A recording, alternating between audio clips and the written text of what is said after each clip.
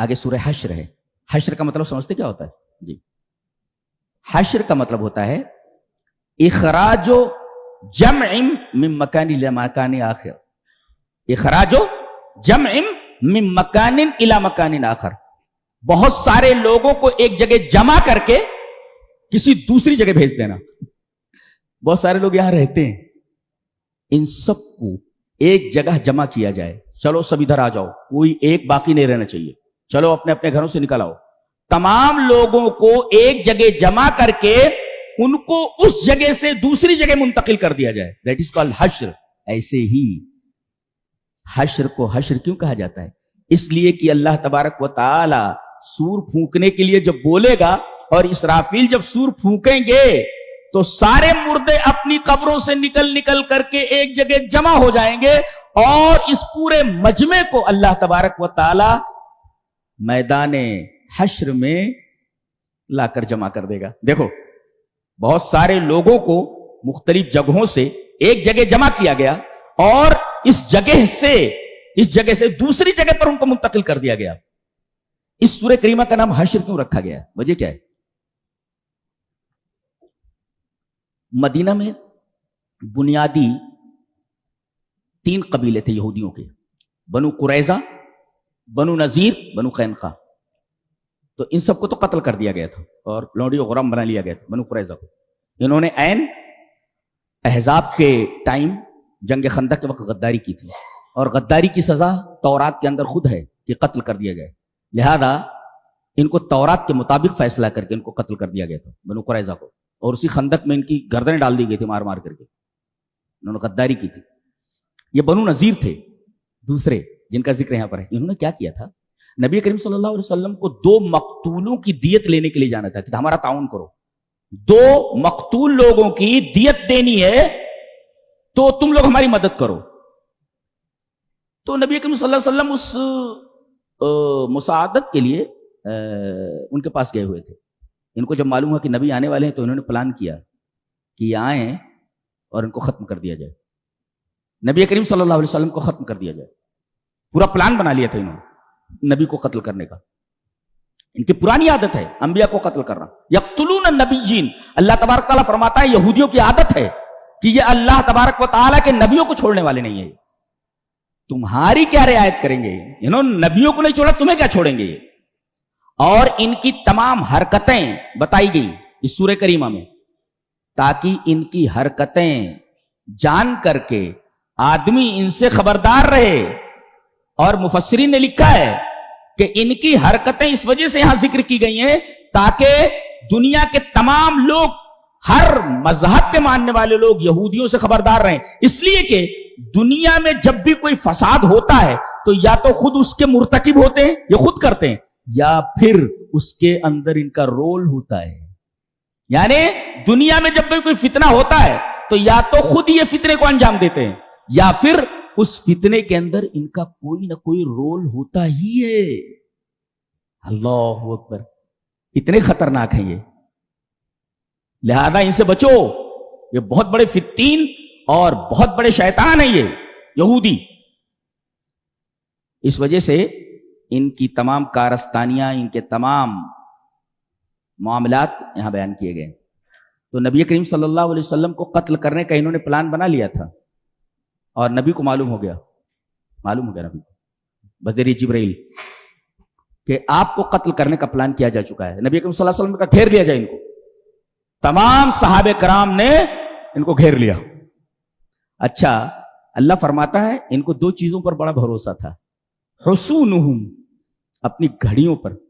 ان کو گڑھیاں بنا رکھی جس کو کہتے ہیں قلعے, چھوٹے چھوٹے قلعے انہوں نے بنا رکھے تھے اور وہ یہ سمجھتے تھے کہ یہ قلعے ہماری حفاظت کریں گے. ان کا پورا بھروسہ اپنے قلعوں کے اوپر تھا کہ قلعوں کی یہ مضبوط دیواریں ہم کو کچھ نہیں ہونے دیں گی. اور دوسرے مدینہ کے جو منافقین تھے یہ بول رہے تھے اگر لڑائی ہوئی تو گھبرانا نہیں, ہم تمہارے ساتھ ہیں جی. تو انہوں نے 2 چیزوں کے اوپر بھروسہ کر لیا تھا, ایک تو اپنے قلعوں کے اوپر اور دوسرے منافقین کے اوپر.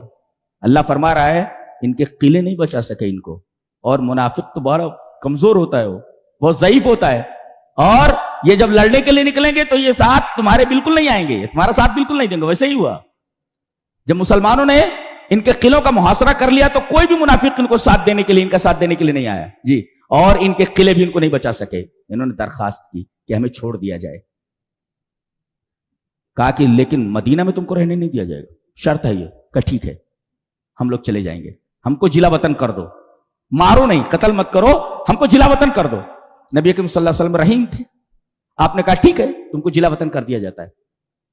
سب کو جمع کیا گیا اور اس کے بعد مدینہ سے نکال کر کے ان کو شام کی سرحد پر مقام عزروات تک لے جا کر کے چھوڑ دیا گیا کہ یہاں رہنا نہیں. تو ان سب کو جمع کیا گیا جی، جمع کیا گیا ایک جگہ، اور جمع کر کے ان کو اس جگہ سے دوسری جگہ بھیج دیا گیا.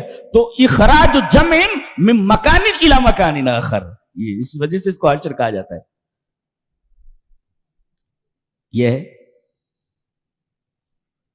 یہ بنو نذیر کا قبیلہ تھا، یہودیوں کا ایک قبیلہ تھا بنو نذیر. اچھا، لیکن نبی اکرم صلی اللہ علیہ وسلم نے فرمایا کہ جا تو رہے ہو لیکن ہتھیار نہیں لے جاؤ گے یہاں سے، بالکل نہیں. اور اتنا ہی سامان لے جا سکتے ہو جتنا کہ تم اونٹوں پر لاد سکو، کوئی اور چیز نہیں لے جا سکتے. اونٹوں پر جتنے سامان لاد سکتے ہو اتنے سامان لے جا سکتے ہو، ہتھیار نہیں لے جا سکتے یہاں سے، بالکل نہیں.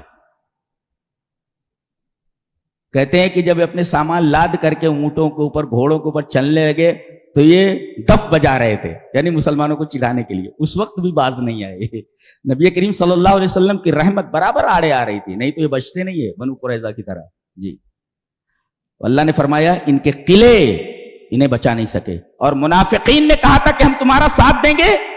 جب محاصرہ کر لیا مسلمانوں میں تو یہ یہودیوں کا ساتھ دینے کے لیے نہیں آئے، اس لیے کہ منافق تو بہت کمزور ہوتا ہے، بہت ڈرپوک ہوتا ہے. وہ کیا ساتھ دے گا؟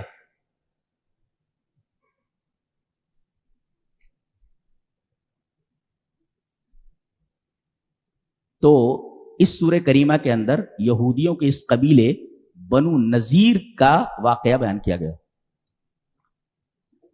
اور بغیر لڑے ان کی جائیدادیں مل گئی مسلمانوں کو، بغیر لڑے ان کے گھر مل گئے، ان کی جائیدادیں مل گئی، ان کے گھر مل گئے، ان کے باغات مل گئے، عیش و آرام کے جتنے سامان تھے وہ سب مسلمانوں کو مل گئے.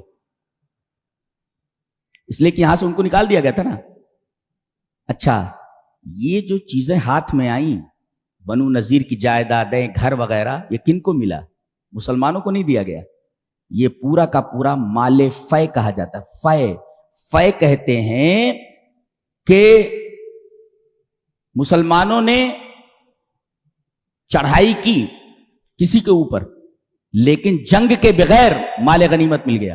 تو جنگ کے بغیر جو مال غنیمت حاصل ہو اسے فے کہا جاتا ہے.